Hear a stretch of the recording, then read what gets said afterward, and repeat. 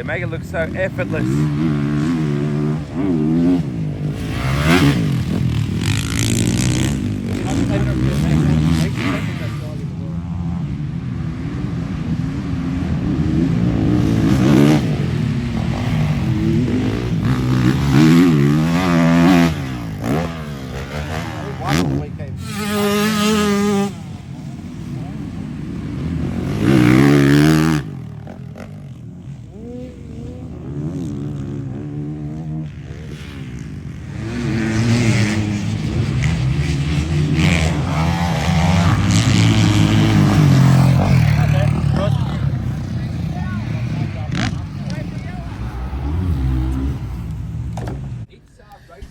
Hunter, as a Sunny Coast kid, you'd be pretty thrilled to hear about a new sprint car and motocross complex coming up, I would think.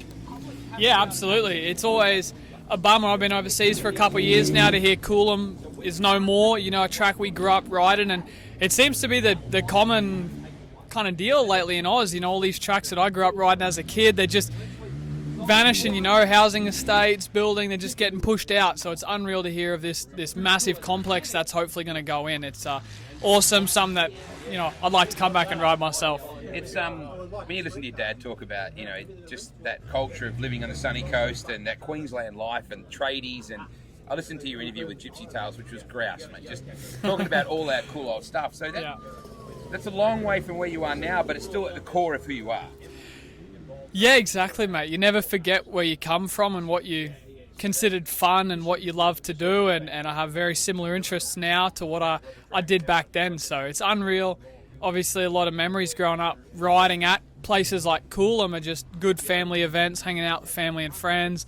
Saturday, Sunday, you know, one of the dads will have the barbie going, cooking up a feed, breakfast or lunch, you know, snagging a bag, you name it. Yeah, like they're core memories of a childhood, core memories of me as an amateur coming up through the ranks, and days that you look back and reflect on and go, man, that was sick. That was really, really fun. Now it's, you know, an unbelievable job I have, and I don't take that for granted, but it's a lot of tough days and a lot of grit, determination, and hard yakka, so it's cool to reflect on that and hope that the next generation coming through can be fortunate enough to have the same memories and times that I did as a kid. So here we are, it's like 95 degrees probably and ridiculous humidity. Yeah. And that's part of the reason why you live down here in Florida? Yeah, it's like 35 degrees, and Bernard's humid. wearing a hoodie, by the way. Nah, it's his like fishing kit, keep out of the sun. He's not sunburned, bro. He's just out of fresh sleeve, you know. Fresh sleeve, fresh ink. Yeah, it's you know, if you train in a gnarlier environment, then you race. You train on gnarlier tracks, then you race. We're a big believer that when you get to the race weekend, you go, oh, this is a little easier than what I've been riding all week. So try to make the training facilities, habitat, the environment a tougher, more grueling environment than what we're going to race. Obviously, at this stage of the season, we're just treading pretty lightly. We've been racing since January, so it's a long year, takes a big toll on the body, and we're racing again this weekend and the next 7. So we got a lot to go, trying to stay fresh and sharp for the weekends. So, talking to Aussie Corbett and Lee, the team behind the Morton Bay Motorlex concept, is people need a place to ride.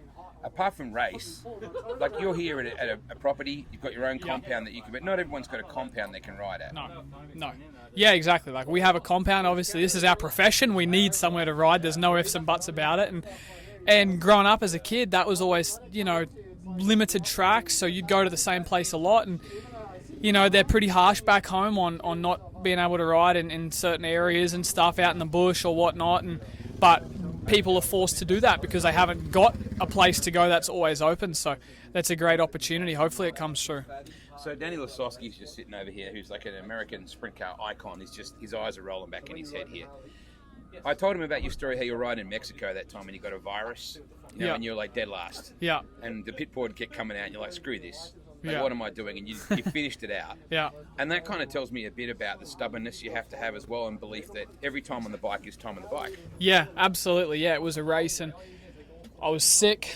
We're in Mexico. It's hot at elevation, high elevation, so it's really taxing on the body. I had the flu and got taken down the first turn, and I was like 25 seconds behind from last place by the time I got up and got going.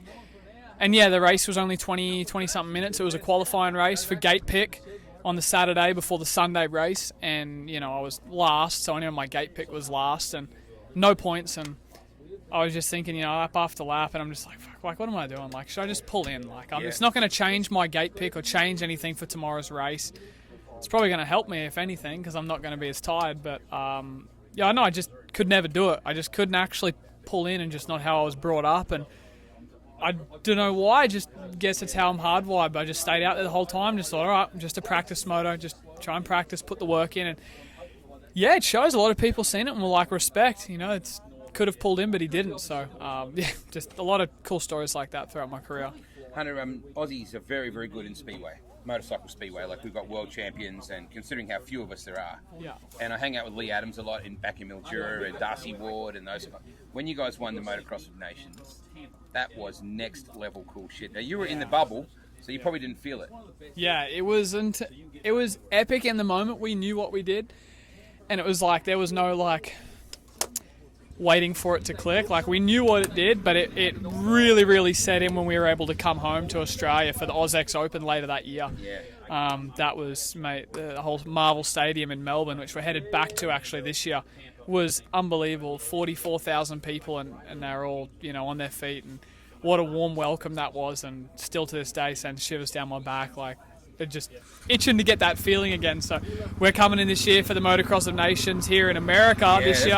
So how do you feel about that? It's going to be good. It's going to be good. We've got a tough America's got a great team, as do many of the other nations. So, mate, we come in, put our best foot forward, and we just swing for the fences. Your own career is important.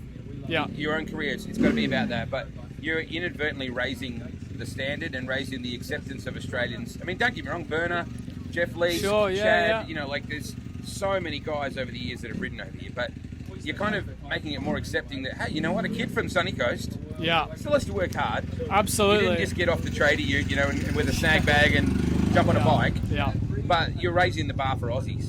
Do you feel that? Yeah, we try, and it was cool to go back to AusX Open this past year because we got to see that, how healthy the sport looked and stuff, and just everyone there was so supporting, and we don't get to feel it all the time because we're over here in America. So that was super awesome, and I feel like we needed to see it because we're just doing our best. But if we can just set maybe an example or be the one thing that a kid in Australia that has a dream can hold on to and go, hey, they did it. I think there is a way to get there, and I can do it. I don't need all the money in the world. I can do it just off hard work, pure grit, determination, dedication, like all those key things. And I mean, that's how we got here, just maybe being a little bit too arrogant for our own good to say die and give up. But just the sink or swim mentality, and just where there's a will, there's a way, and we have to find a way.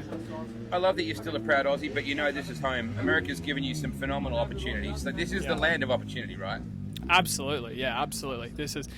We're Aussies, but yeah, we love our life here, and we're so grateful for this country and what we've been able to create for ourselves here. And in a perfect world, we would love to see the Australian sport grow to that as well. That, in a perfect world, you could have that life where you can set yourself up for life back home in Australia doing this sport. Thanks for your time, mate. Thank you.